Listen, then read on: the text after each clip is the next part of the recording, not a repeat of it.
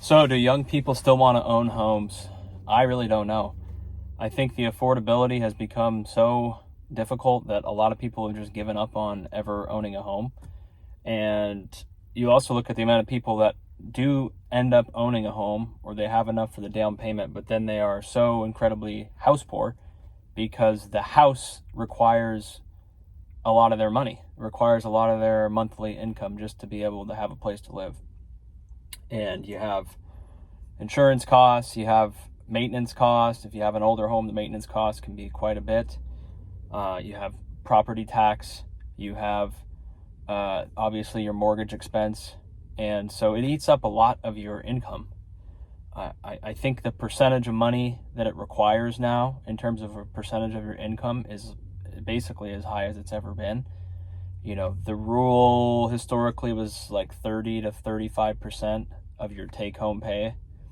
Not sure if it's gross or take-home, but it's around 1/3. So not more than like 1/3 of your money should go towards your housing expense, because you still want to have money in case other things come up, or obviously you need money for transportation and for insurance and for healthcare and for food and for potentially if you have any kids and just other things related to living, right? So if your mortgage cost is such a high percentage of your income, you're not leaving a lot of wiggle room in case you ever needed to do something like your car breaks down, or maybe you want to buy a new appliance or furniture or whatever. So people just aren't going to do that if they don't have the discretionary income. So maybe you do have the money, like even me, for example.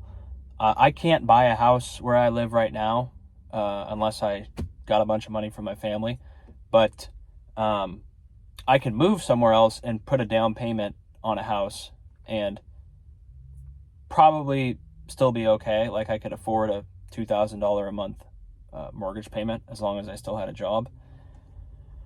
But here I wouldn't be able to do it because my income simply isn't high enough to pay for like a $700,000-$800,000 house. I could probably afford the down payment, but then the monthly cost of just owning that house and paying the mortgage would be, close to 100% of my income. It might be $5,000, $6,000, $7,000 a month if you include the mortgage, if you include the property tax, the home insurance, the maintenance costs.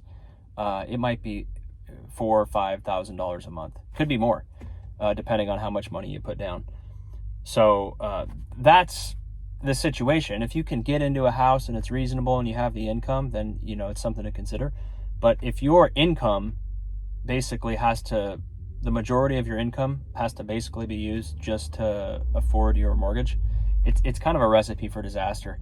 That's what you see with the FHA stuff and the VA loans, that they don't require those borrowers to put a lot of money down because they're government-backed programs, or they're government-approved programs where if you're in the military or if you're like a first-time home buyer, you get to put a low amount of money down. When you put a low amount of money down, your mortgage payment is going to be higher. So if you don't have a really good income, your mortgage expense is going to exceed probably 50-60% of your pay, right? So you're just not going to have any money to do anything else. You're going to be starving because so much of your money is tied up in your house. And I don't know if younger people want that anymore.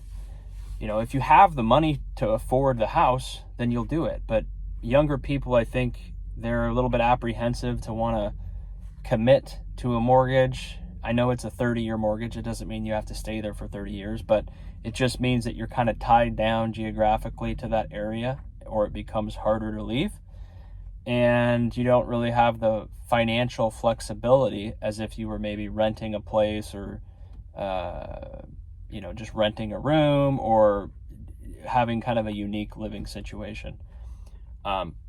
So I think people would do it just like they did a couple generations ago. I think people in general, they'd like to have a place that they could call their own and a home and privacy and single family with like a yard and stuff like that, and a garage probably. They just can't do it. They'd prefer to have a house if it was kind of similar to what it costs to be in an apartment, but the cost of owning a home is just so much higher than renting. And the down payment's kind of the first barrier of entry right? So you have to come up with 50 or 100,000, or if you live in an expensive area like I do, you got to come up with $150,000, $200,000 maybe if you want to get 20% down on your house. And then the cost on the monthly side is still probably $1,000 more than it would be to just rent a similar type property, right? So if you rented a house, you can maybe rent it for $2,500, and if you're paying a mortgage and you have all the additional property taxes and home insurance and maintenance, because now if something goes wrong with your house when you're the owner, you got to fix it. You don't just call the landlord. You have to fix it, or you have to live with the problem of not having a fridge that works, or not having air conditioning, or not having a dryer, or you got a big hole in the wall. These are things that you're going to have to live with or fix yourself and pay for yourself if you're the owner. And you don't get the money out of your house. That's something that people, you're rich on paper, I guess, but if you don't have the cash flow, you can't really pull money out of your house like on a monthly basis to fund your income of what you need. So all your money, and that's a lot of people that maybe do own a house, but they don't have a lot of actual money.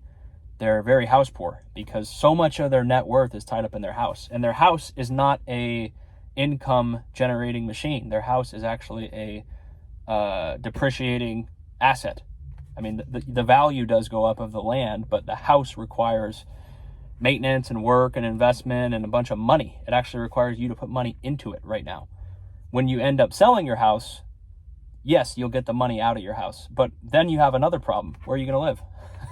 Everyone's got to live somewhere. So once you sell your house, now you have a bigger problem. Instead of, now you got some money, but now you have another problem of where you're going to live. So you got to downsize or move, and you have the same problem. So a video I was watching was just saying there's really a small percentage of people who both have a house and they have like financial freedom. Those are pretty rare. There's a bigger group of people that has a house, but they don't really have a lot of financial flexibility because so much of their money is tied up in their house. And then of course, people that don't have a house, typically, if they don't own any like real estate or assets, it's usually a little bit difficult for them too, because the money that they're earning, unless they're investing it well, they're not really going to keep up with inflation. So I don't know what younger people are going to do. I think in markets where it's more affordable, they'll still buy homes, but in these expensive areas, you're just pricing people out. And so they're either going to have to move, or they're going to have to accept the reality of kind of just being a renter for an extended period of time. And I think a lot of people have just said, you know what, this is just too far out of reach. I'm just going to accept the reality that, I have to basically maybe triple my income. I'm just putting myself in the head of someone else here, but they might be thinking I have to basically triple my income if I realistically want to be able to afford a house. And you know what? Screw it. I'm not going to do that. I'm just going to rent. And they kind of, the consumerism goes down. They're not buying a house. They're not buying all the appliances. They're not buying all the stuff that comes along with the house, and the furniture and the dishes and all the home stuff that you do, and replacing the windows and all the maintenance stuff, right?